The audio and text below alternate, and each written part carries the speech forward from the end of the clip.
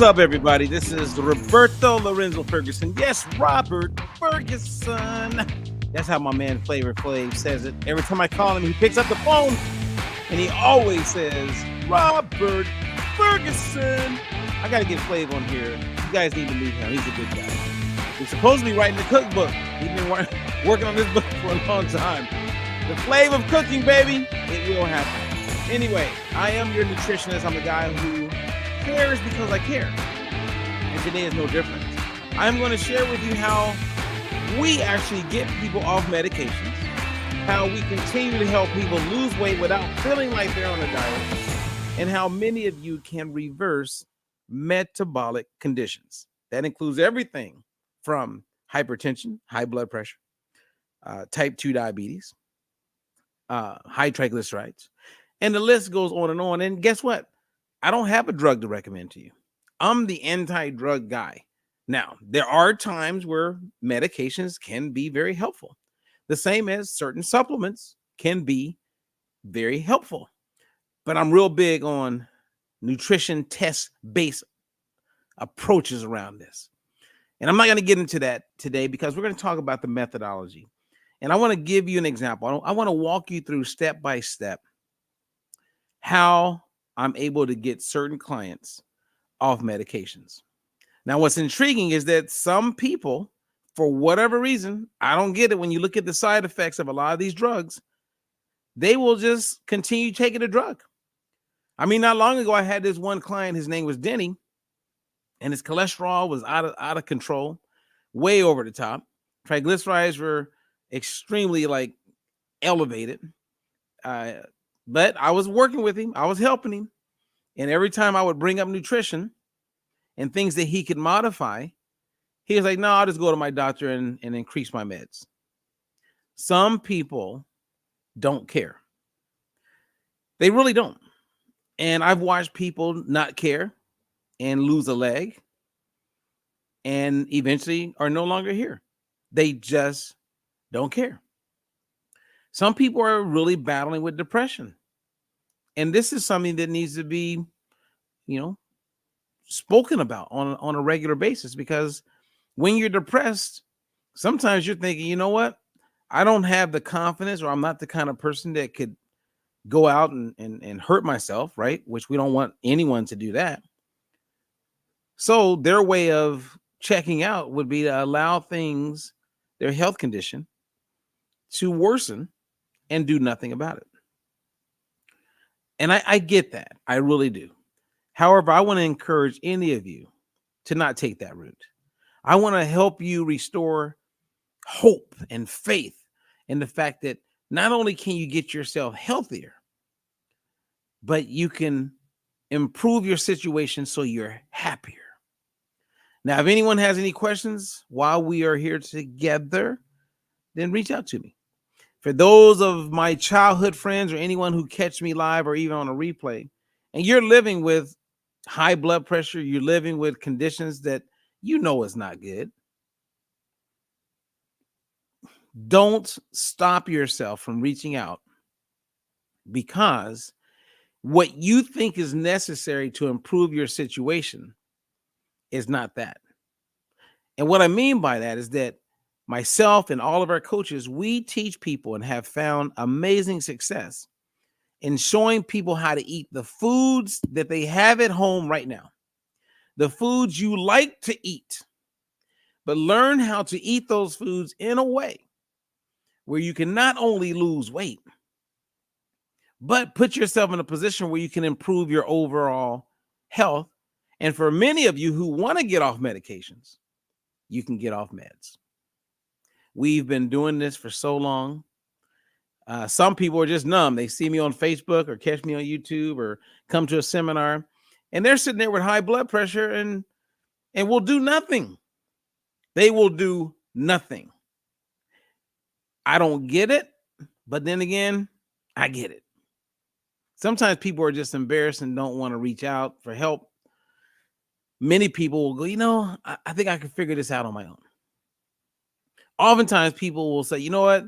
I know a whole bunch of people on these meds and it seems to be okay for them. So, hey, I'm just like them. So I'm just going to stick it out.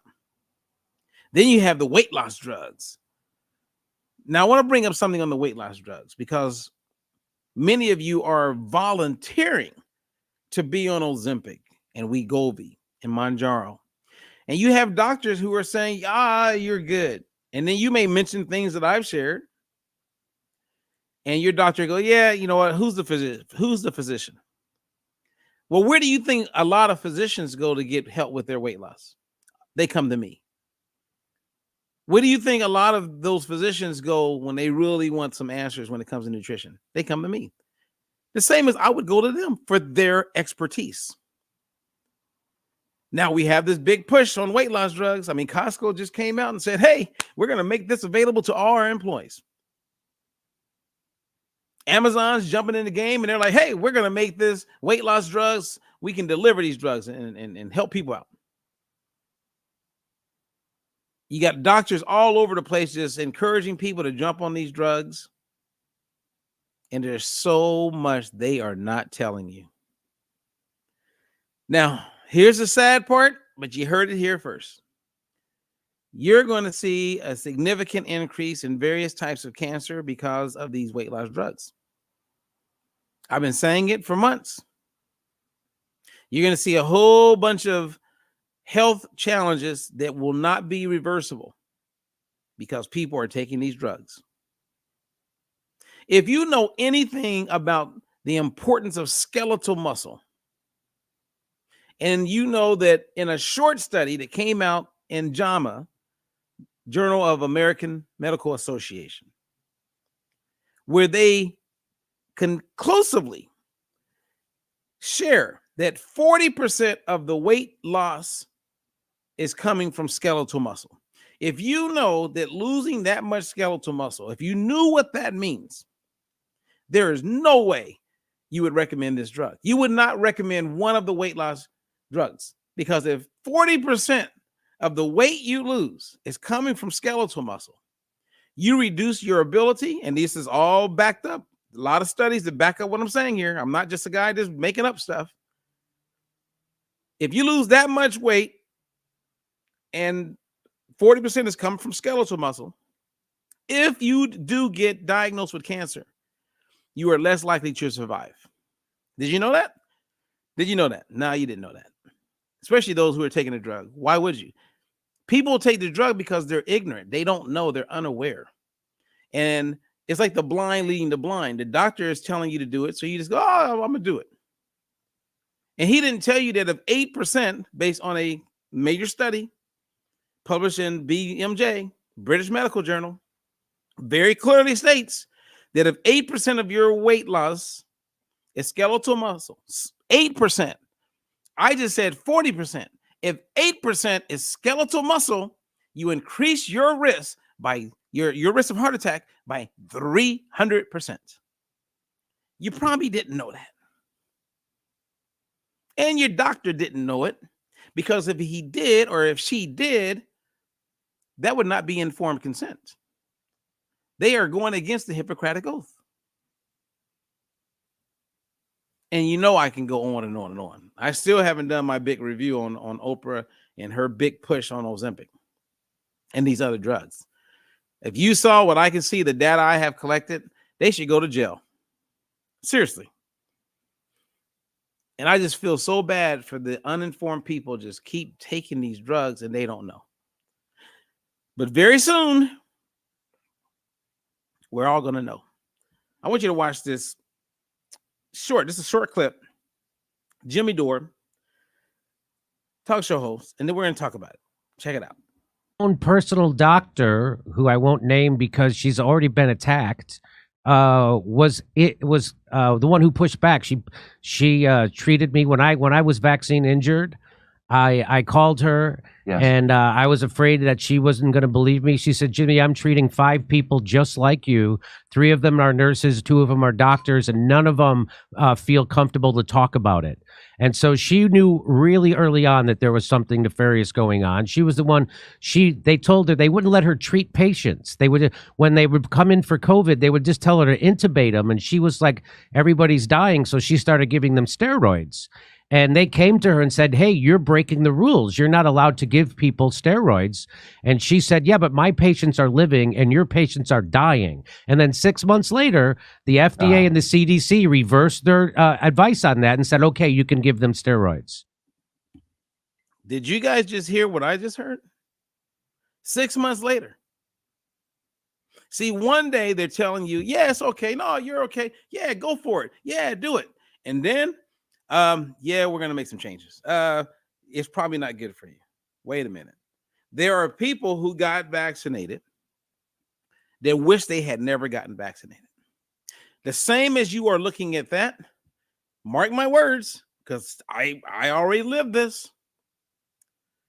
The people who are taking these weight loss drugs, who are like, hey, it's working for me. Hey, it's working for me. Yeah, I'm going to do it again. Yeah.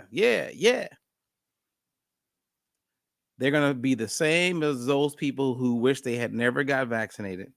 They are going to be like, yeah, I wish I had never taken that weight loss drug. And you can go back in history and you can see that from fen-phen to a whole bunch of other drugs where people wish they didn't do it. But we just keep doing it. And we just keep believing these doctors. Now I'm going to walk you through step by step how we get people off drugs. And it works the same with all the drugs. Now, am I 100% of getting people off weight loss medication? Not weight loss medication, but medications like, for hypertension, diabetes. We're not 100%. Sometimes a person is too far gone and there's no reversal. At that point, you just do what you can to preserve what they have and help them maintain the quality of life that they do have.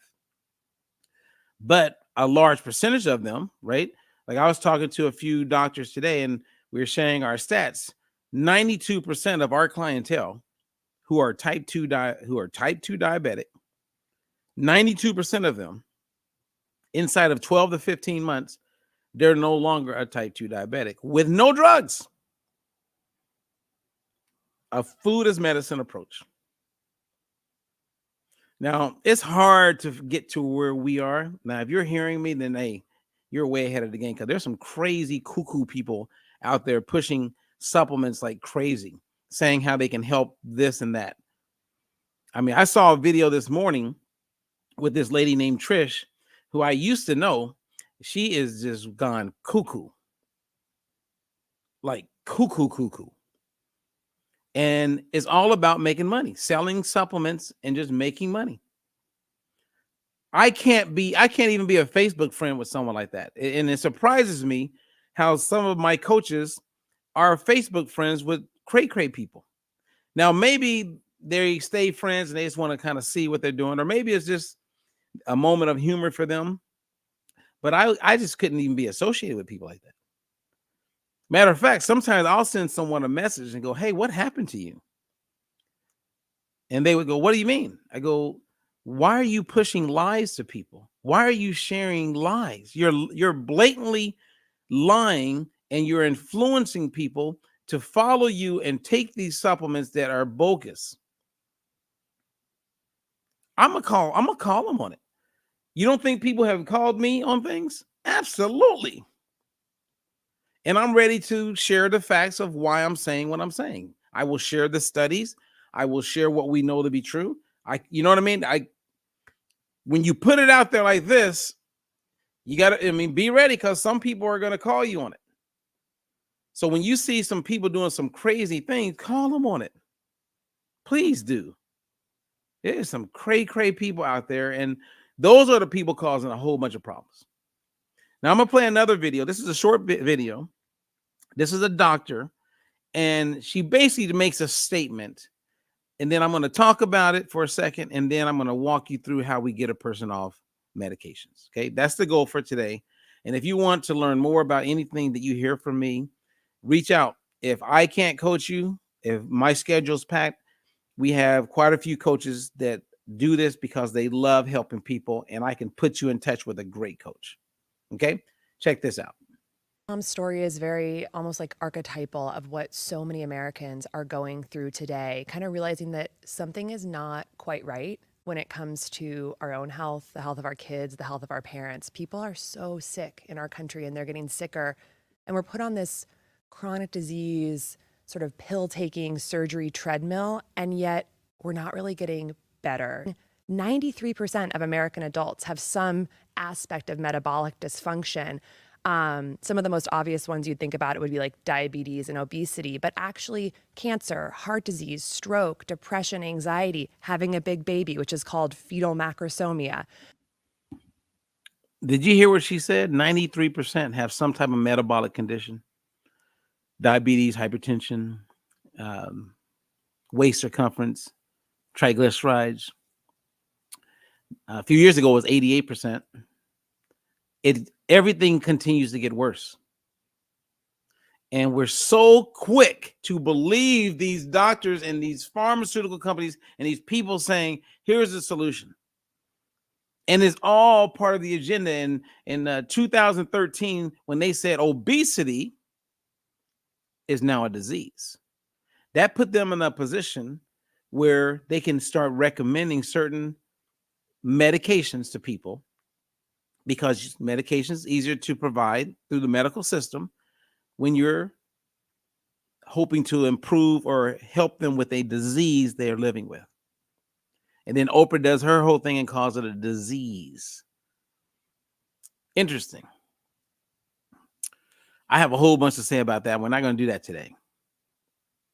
But I want you to think about this also. And I'm going to go back to the weight loss drugs just for a second.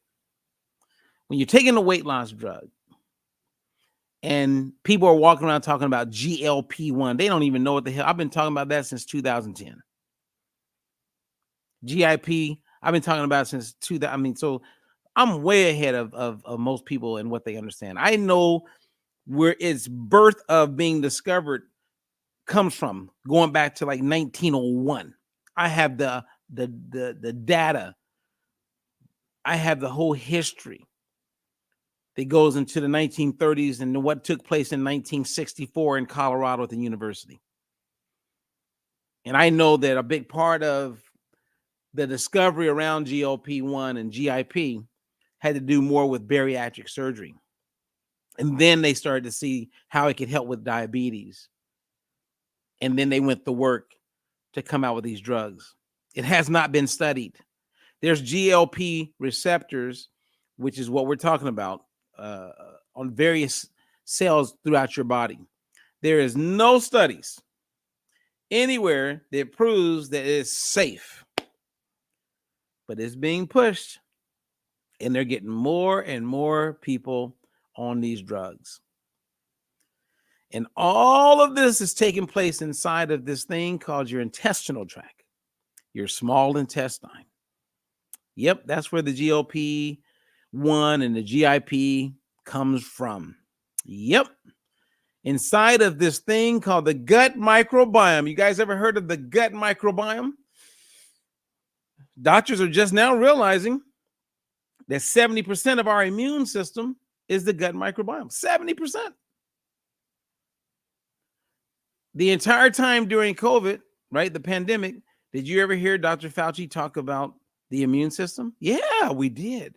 Did he ever mention the gut microbiome? No, he didn't. How can you talk about the immune system and you don't talk about the gut microbiome? Come on, just take a moment and think about that. If something makes up 70%, don't you realize that that's something that needs to be spoken to? If you're going to talk about someone's immune system, let's talk about mental health for a second. Serotonin. Most of you would go, oh, serotonin is produced in the brain. No. Over 90% of serotonin, the feel good, right? There's people who take SSRIs, selective serotonin reuptake inhibitors, because they're depressed. So we give them meds instead of going to the cause, which is the gut microbiome. They have dysbiosis, which means disruption of the gut. And that's where the majority of serotonin is produced. So now I'm going to take a drug, a weight loss drug that we don't know much about. We do know about all these side effects, paralysis of the gut, all of these challenges that this, I mean, it's mind blowing. So I'm going to take a drug that is messing with my microbiome. And we're wondering why more and more people are becoming more and more depressed. Unbelievable. If you disrupt the gut, you disrupt the production of serotonin, then you need serotonin. So now we're going to give you a depression, like a drug medication for depression. Whereas in my work, as I help people get their gut in better balance, not with a supplement, with food, not with another drug, with food that you can get at the grocery store. So when the gut gets in balance, weight loss is better, overall health gets better, and mental clarity is better. Oh, and they actually feel better. They're happier. They may not lose weight, but they go, man, I feel so much better. You know how often I hear that with new clients, and I hear this on a regular basis? I feel so much better because you don't have dysbiosis anymore. You don't have disruption in the gut. But then you got those people who are taking a drug that disrupts the gut on purpose, all to lose weight, all to lose 40% of my weight loss coming from skeletal muscle. It makes no sense. If anyone just hears me, please tell me I'm not making sense. I mean, really, please help me understand that what I'm sharing does not make sense. And there's so many people, you know, what's interesting is I'll watch people hear me and they'll hear me explain things and they'll look into it and they will still, like this crazy lady I was referring to who's selling these supplements. She will continue to sell those supplements because, like a lot of politicians, she is compromised. She wants to make the money. And if that's the way she can make the money, shit, she don't care. She doesn't care if you have some problems later. You think she really believes that that supplement is going to change your life and make you healthier? Are you kidding me? She does not care about you. And those doctors who don't even, let's just look at skeletal muscle. I mean, oh my God. I love when I get to talk to doctors who push this drug. I just go, there's so many things to talk about. I'll just go straight to skeletal muscle and let's just stay there. And you would think a lot of these personal trainers, because I know one cuckoo one that I actually like as a person, as a friend, but she's drinking the Kool-Aid in a big way. And right there, she knows the importance of skeletal muscle. And then they'll say, well, we have people eating more protein and we have them working out. Okay, that would help. That would help. That would definitely help. But I was just on the phone earlier today with a guy who did a consultation with me. He lost a good amount of weight. And he's reaching out to me because he doesn't want to keep losing weight and he wants to bulk up and get his muscle back. Now, fortunately, he's not too old. And when I say too old, as you mature in life, it's harder to get your skeletal muscle back. So he's got a chance. He's got a shot. The average woman, 55, 60, nah, you're probably not getting that skeletal muscle back. And watch how you see Oprah look different. Just keep an eye on this. Hear what I'm saying. In the next, I would say before Christmas, her face is going to look a little older. Black doesn't crack, so she looks pretty good for 70. But you're gonna see she's not. Something's going to be off. Something's going to be off. It's kind of like when you watch someone lose weight after they do chemo. They lost weight. You can see they lost weight, but something's off. Like I remember having this lady I did work with her. She was going to do bariatric surgery, which she ended up doing. I told her don't do it. She did it. And she was like, I just can't get my tone back. Yeah. And guess what? You ain't ever getting it back. Now you lost weight on the scale, but with bariatric surgery, they forgot to tell you that with bariatric surgery, you're probably going to lose some serious skeletal muscle. Now, some people look pretty good. Well, they had a whole bunch of skeletal muscle before they did it. Man, there's so much, man. It is so much. God bless these people. And for those of you who are Christians or believe in God, pray for these people. Don't look at them and admire that it looks like it's working for them. It's not.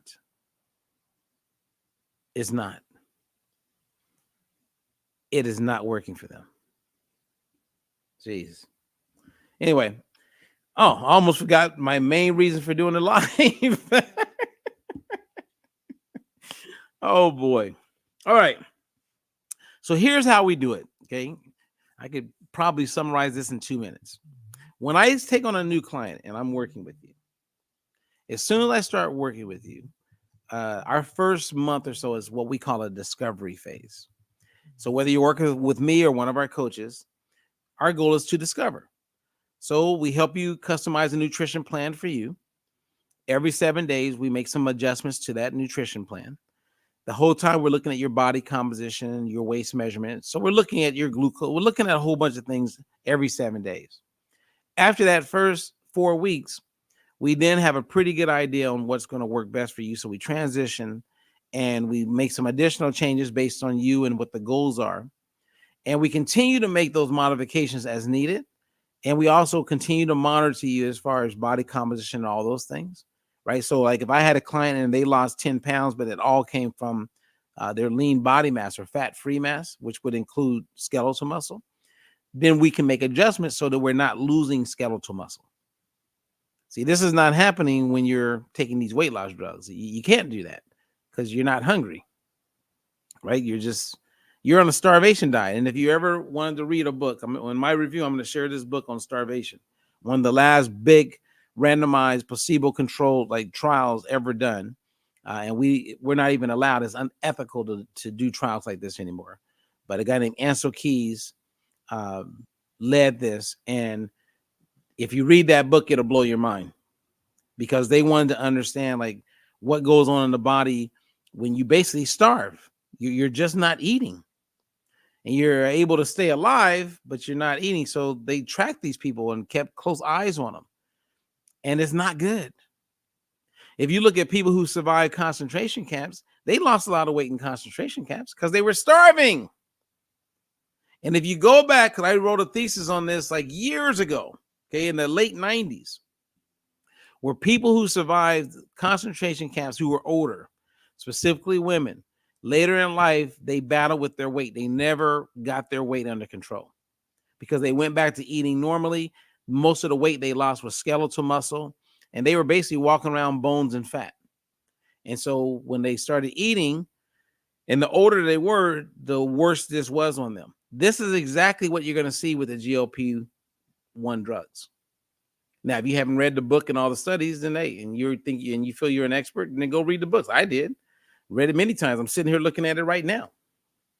So it's one of those things where, again, you have a lot of people that just aren't aware. A lot of physicians that are just not aware, but they're trained or indoctrinated oftentimes, not all, but a large majority of them, to just basically say, hey, take this. And then they read what the instructions say. They don't spend a lot of time going over the side effects, because if you spend a lot of time going over the side effects, you'll talk someone right out of it. So anyway, once we identify the drugs that we want to get a person off, then with their motivation and our ability to keep them motivated and give them a clear path, you start to taper down, or they start to taper down on the meds. And if you have a glucose monitor and you have like a cuff to be tracking your blood pressure, you can see what it looks like, your blood pressure when you didn't take your med. You can see what your glucose looks like when you didn't inject the pen or when you didn't take the insulin, right? You get to know your body enough where you know where you can kind of see where, like, what if I did forget to take my med or what? And I'm not telling you guys to do that. I am not saying to do this. But when you're working with a professional and you have help and you got double eyes and advice, you can take baby steps. And that's how I can get people off practically all drugs. But again, there's some people, depending on where they are when you begin this process, they're too far gone and you can't help them. At that point, you just, again, do what you can to preserve what you got. All right. Anyway, I'm going to play the first video that I played before because it's almost like prophecy. Jimmy Dore tells you his situation, his story. He had a doctor who was like going against what all the other doctors were doing. And they gave her a hard time. They even threatened to take her license. And then 6 months later, the CDC, everybody flip-flopped, and they were like, yeah, that's okay to keep doing what you're doing. But look at, I bet there's people that maybe things didn't go so well for them because in one day they're saying don't do it or to do it, and then 6 months later they changed their whole mind. Certain people in that period of time weren't so lucky. Man, knowledge is power. Anyway, let's go out with this video. Make sure you like, subscribe, reach out to me, subscribe to our YouTube channel, because the goal now is my goal is to build this thing so I can reach more and more people and they can get the truth, they can get the word, they can be part of a conversation with the goal of putting them in a position where they're more informed instead of continuing to be uninformed. I'm Robert Ferguson. Love you to death. If you want to schedule a free consultation, I provide a link for that. If you're a client of mine and we haven't talked, schedule so we need to talk. Okay, let's keep it going. Let's keep it moving. All right, you guys, enjoy. Until the next one, peace. Own personal doctor, who I won't name because she's already been attacked, was the one who pushed back. She treated me when I was vaccine injured. I called her. Yes. And I was afraid that she wasn't going to believe me. She said, Jimmy, I'm treating 5 people just like you. 3 of them are nurses, 2 of them are doctors, and none of them feel comfortable to talk about it.